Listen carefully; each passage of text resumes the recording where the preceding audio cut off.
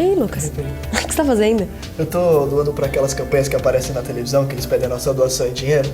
Então, uma ligação só, eu já posso doar quanto dinheiro eu quiser. Oh. E aí eu construo um mundo melhor. Isso é bem altruísta da sua parte, hein? Lógico que é. Mas tem praticado altruísmo diariamente? Peraí, completou.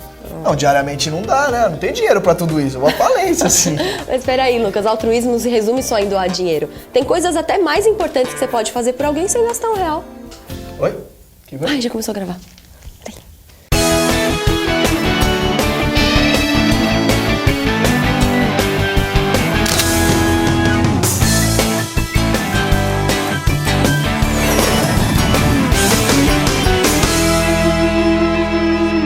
E aí, pessoal, como tá a vida? Preparados pro nosso papo de hoje? Hoje vamos falar de altruísmo. É, isso mesmo. E você não vem pensar que esse tal de altruísmo é careta, que jovem não precisa se preocupar com isso. Afinal de contas, nós jovens estamos sempre duros, sem um centavinho sequer. Como que a gente vai dar dinheiro pros outros, né? Ser altruísta é buscar fazer o bem pro outro. Mas não é apenas ajudar dando dinheiro. Tem coisas que são tão mais importantes que você não gasta nem R$1 pra doar. Você pode doar seu tempo, seu carinho, um abraço a alguém que tá precisando. Ah, falar é fácil, agora eu quero ver na prática. Ô, amiguinho, tá carente? Dá um abraço aí. Não é que eu tô carente, mas é sempre bom receber um abraço de quem a gente gosta. É certo? verdade. É muito bom poder contar com as pessoas. E também ser alguém que elas podem contar quando a gente precisa. Muitas são altruístas com crianças carentes, velhinhos desabrigados, algo que é muito importante. Mas também são estúpidos com um amigo, agressivo com os pais, com alguém próximo. Meio incoerente isso, né, Lucas? Nunca tinha pensado nisso, mas faz muito sentido mesmo. Altruísmo envolve pensarmos no outro, nos importarmos com as suas necessidades e interesses, mesmo nas situações mais simples. Por exemplo, quando alguém conta um problema, eu vou estar ali à disposição para ajudar de alguma forma, nem que seja com uma palavra de motivação ou apoio. Olha, tudo isso que você me falou me lembrou uma história muito bacana sobre altruísmo. Eu e meus amigos sempre fomos muito unidos. Na hora do intervalo a gente sempre estava junto, a gente jogava futebol, no final de semana combinava para estudar, para jogar um videogame, enfim. Só dava a gente. Para entender melhor a história, eu vou contar para vocês um pouco do Pedro. O Pedro era o mais engraçado do grupo. Depois de mim, é claro, né? Mas uma coisa, ele era melhor que todos nós. Ele jogava um futebol redondinho. Era lateral esquerdo, então ele atacava e defendia com precisão. Ele era o cara do futebol. E era sempre ele que agitava os nossos encontros ali. Era sempre ele que ligava pra todo mundo. E era sempre assim quando ele ligava. Luquinhas, fechou, todo mundo reunido pra jogar um futebol. Ó, já falei com todo mundo, presença será em massa. Então todo mundo chamando você pra ir. Ó, nem adianta falar que você não vai. Isso é importante pra fechar o time, demorou? Aí, contamos com a sua presença. Até lá, falou. Mas Pedro, tem um negócio pra... Não tinha como faltar. Ele tinha uma habilidade para deixar a gente com a consciência pesada. E ele fazia isso com todo mundo. E ninguém faltava. Dava sempre certo. Ele era o cara que estava sempre com todo mundo e não perdia um evento. Até que um dia, ele não ligou para ninguém e nem foi jogar bola. Achei muito estranha essa atitude dele, né? Aí eu liguei algumas vezes, mas só dava caixa, perguntei pros meus amigos, ninguém sabia onde ele estava. E o grande mistério é que ele começou a faltar nas aulas também. Ele não era muito estudioso, mas pelo menos ele sempre ia à escola. E depois de uma semana, eu resolvi ir lá na casa dele para saber o que estava acontecendo. Aí ele abriu a porta e eu já fui logo falando. Fala, Pedro, tão preocupado com você, tá tudo bem? Você não tem ido mais nos nossos encontros, nem nas aulas? Não, nada não, eu tava meio gripado, mas já melhorei, já tá beleza. Aí, valeu por ter vindo, mas eu tenho mais coisa pra fazer. Tchau, tchau. Bateu a porta na minha cara. Eu não entendi nada da reação dele. Ele, que era um cara agitado, animado, tava com aquela cara de velório, baixo astral que, meu Deus. No dia seguinte eu tava lá de bobeira no pátio da escola e o Pedro apareceu, né? Aí eu fui lá falar com ele. E aí, Pedrão, que bom que você veio. Não, mas ontem você tava com uma cara nada legal, né? Aconteceu alguma coisa? Pô, Lucas, eu tô normal, você não tá vendo não? Pô, deixa de ser inconveniente. Saiu e me deixou falando sozinho. Aí o sangue subiu pra cabeça, mas eu fiquei tão irritado com ele. Como que pode me tratar assim? Eu fui lá de coração aberto, ele me veio com 7 pedras na mão. Não, 7 não, veio com umas 15. Aí eu comentei com os nossos amigos a maneira como que o Pedro me tratou, né? E todos ficaram indignados. No intervalo ele nem veio falar com a gente, passou direto. Aí quer saber de uma coisa? Decidimos dar um gelo nele. O que é isso? Tratar a gente daquela maneira? Nós que sempre fomos muito unidos, a partir daquele momento íamos tratá-lo como um estranho. A gente colhe o que planta. Ele sempre teve uma situação financeira um pouco melhor que a nossa. Tanto que a maioria dos jogos de videogame era sempre ele que comprava, né? Provavelmente estava tratando a gente assim porque fez amizades com pessoas que têm a mesma condição que ele. Fazer o quê, né? Aí, um belo dia, ele resolve aparecer lá no futebol. Aí todo mundo achou muito estranho, né? Porque ele chegou meio autoritário, já queria organizar os times. Aí eu não aguentei, eu olhei pra ele e disse: aí, cara, você não é mais bem-vindo aqui não, viu? Você tá muito playboyzinho pro meu gosto. Ele olhou pra mim, virou a cara e foi embora. Aí o pessoal lá olhou pra mim e falou assim: ô, Lucas, você pegou pesado aí com o cara, hein, meu? Que pesado o quê? Fui falar de boa com ele várias vezes, ele me tratando mal. Agora ele vem pra cá como se nada tivesse acontecido. E ó, larga esse cara pra lá, vai, vamos jogar bola aí, a vida continua. Certo dia, eu tava com a minha mãe no mercado e a gente encontrou com o pai do Pedro lá. Eu disse pra minha mãe, meio que disfarçando, que o Pedro não falava mais com a gente, que saiu do nosso grupo. Aí minha mãe ficou espantada, né, pois éramos bons amigos. E ela me perguntou: como assim, Lucas? Você não tinha me dito nada? É claro que tá acontecendo alguma coisa, ninguém muda assim sem motivo. Ih, deixa pra lá, mãe, eu acho que ele deu de ser meio playboy. Aí outra, se ele não quer ser meu amigo, eu também não quero a amizade dele. Filho, as coisas não são assim. Eu vou lá falar com o pai dele. Mãe, não é pra falar. Mãe! Já era tarde demais. Mas eu queria saber por que minha mãe nunca ouve quando eu falo. Enfim, né, não adianta chorar o leite derramado. Então eu fiquei lá escondidinho, morrendo de vergonha, enquanto ouvia a conversa dos dois. Oi, senhor Geraldo, como que o senhor está? Ah, tô bem, né, na luta. Mas aconteceu alguma coisa? O Pedro não apareceu mais em casa? Seu Geraldo encheu os olhos d'água e disse: estamos passando por um momento muito difícil, né? O Pedro tá muito abalado. O que aconteceu? Nesse momento, meu coração começou a disparar, eu suava frio. O que será que deve ter acontecido? Descobrimos há pouco tempo que minha esposa está sofrendo de um câncer muito agressivo.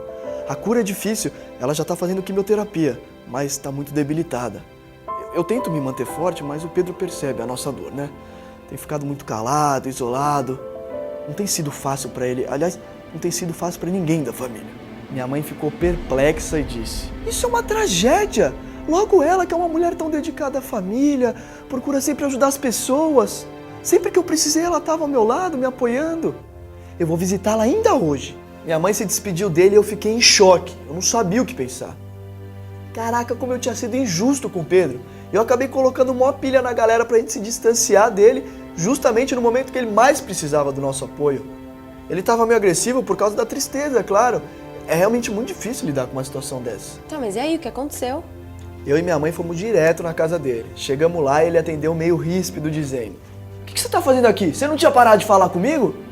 Eu imediatamente abracei e, com lágrimas nos olhos, olhando profundamente nos olhos dele, eu disse: me perdoa, amigão, eu fui muito injusto com você no momento que você mais precisava da gente. Eu quero reparar isso, o que eu posso fazer? Ele também me olhou com lágrimas nos olhos e disse: pô, Lucão, só de você ter vindo aqui e se desculpar, já foi uma grande atitude, cara. Passei a tarde toda conversando com ele. Ele me contou como estava com medo de perder a mãe e eu percebi que não estava sendo nada fácil tudo que ele estava passando. Aí eu contei pra galera tudo o que tinha ocorrido e todos ficaram tristes, claro, com a situação e de como que trataram o amigo, né? Bom, no dia seguinte, discutindo como poderíamos ajudá-lo a superar essa situação tão triste, me veio a brilhante ideia. Por que não trabalhar a dor dele ajudando a diminuir a dor das outras pessoas? Aí todo mundo ficou me olhando com uma cara meio que de sem entender muito. Aí eu peguei e falei: calma, pessoal, que eu explico melhor. É que assim, a mãe do Pedro sempre ajudou muito as pessoas. Ela um dia me disse que a melhor maneira de se ajudar é ajudando o outro. A felicidade que isso gera é tão grande que isso nos ajuda a superar nossas próprias tristezas. Meus amigos no começo ficaram meio desconfiados, mas eu ia demonstrar como fazer isso na prática. Aí eu marquei com eles e chamei o Pedro para conversar. Expliquei minha ideia e ele topou sem demonstrar muito entusiasmo, né? Aí todos se encontraram no lugar que eu marquei. Quando o Pedro chegou, ele recebeu um abração de toda a turma, todo mundo demonstrando solidariedade. Pô, ele ficou muito feliz. Aí quando ele percebeu onde a gente estava, ele perguntou: nossa, Lucas, que casa mais velha, sem pintura. Tá precisando de muita reforma. Que lugar é esse que você trouxe a gente? Aqui, Pedro, é uma casa de acolhimento para idosos. Assim que chegamos, todos os idosos ficaram sorridentes, felizes por estarmos lá fazendo companhia. Eu levei algumas roupas e coloquei uma música para animar. E depois de muito tempo, eu vi o Pedrão sorrindo de novo daquele jeito, alegre por poder ajudar aqueles idosos, com tantas histórias e experiências para compartilhar com a gente. Depois dessa visita, a gente resolveu voltar nessa casa de acolhimento pelo menos uma vez por mês. A gente sempre doa roupa e comida para eles. Mas o que mais nos alegra é quando gastamos tempo os ouvindo, nos emocionando com as histórias de vida de cada um. E aí, Lara, você tá chorando? Muito linda essa sua história, Lucas. Você foi muito altruísta em ajudar seu amigo e criativo também, com todas aquelas pessoas. Mas e aí, o que aconteceu com o Pedro? Infelizmente, a mãe dele não resistiu ao câncer. Mas nos ensinou como é importante ajudar as pessoas. Apesar da grande saudade que todos sentem dela, principalmente o Pedro, ele desistiu da vida. Usou a sua dor não para ficar reclamando e machucar as pessoas, mas para apoiar quem precisa. Essa sua história sobre altruísmo é muito fantástica. Você fez exatamente na prática o altruísmo sem saber que essa é a essência do altruísmo. Ouvir as necessidades dos outros e apoiando. O legal é que fazer alguma coisa boa para alguém nem sempre traz retorno financeiro, mas faz muito bem para nossa felicidade.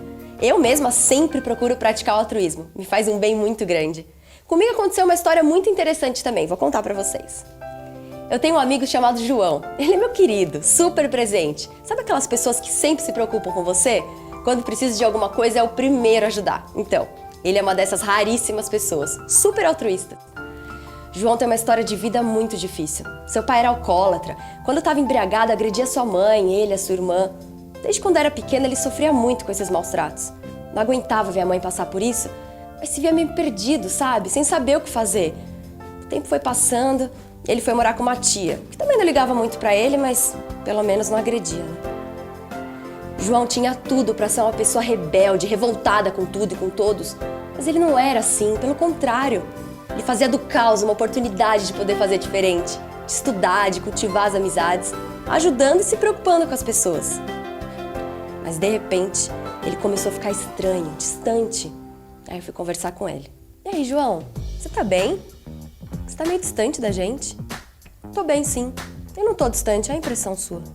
E ele se despediu sem dar maiores detalhes. Eu fiquei muito chateada. Pô, como assim? Um dos meus melhores amigos me tratando dessa maneira? Onde já se viu? Um belo dia, uma amiga chega pra mim e diz: Lá, vi o João na semana passada com uma galerinha meio esquisita, viu? É conhecida por usar droga e roubar. O sinal amarelo de alerta ligou. Será que ele estava usando drogas? Faz sentido, né? As atitudes dele realmente demonstravam que ele estava com problema. E agora? Sei que a entrada para droga é fácil. No começo pode até dar uma alegria, faz esquecer os problemas, mas a porta de saída dela é muito estreita. Quando se cria dependência, para sair dessa é muito complicado. Sem contar que a chance de ter problemas de raciocínio, de memória, agilidade mental é muito grande. Conclusão? O resultado pode ser catastrófico. Eu tinha que ajudar meu amigo de alguma forma, mas eu não tinha ideia. Estava preocupada com o que fazer. Sabe, acredito demais no diálogo e no afeto. Muitos que caem na armadilha das drogas é porque não aprenderam a ter um caso de romance com a própria vida. Quem não sabe administrar bem suas emoções, sua tristeza, angústia, ansiedade, não entende que todos passamos por problemas, mas cabe ao nosso eu ser autor da história, ou seja, entender que todos passam por problemas. E a melhor estratégia é enfrentá-los. A droga pode fazer esquecer pelo tempo que está fazendo efeito no corpo, mas a pessoa se torna escrava dentro da mente. Nunca mais terá liberdade para decidir o que vai ser ou fazer. Suas decisões terão a influência da droga. Muito triste, né? Escravos em sociedades livres. A vida é tão breve.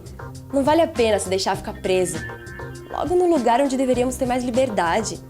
Dentro da nossa mente. Enfim, parti pra ação, né? Chamei toda a galera, fizemos uma reunião. Expliquei minhas preocupações sobre o João e resolvemos que o melhor seria tirá-lo de perto daquele grupo, porque o meio influencia demais. Aí fomos procurá-lo na casa dele. E em plena tarde, adivinha? Tava dormindo. Fomos até seu quarto e... Acorda, João!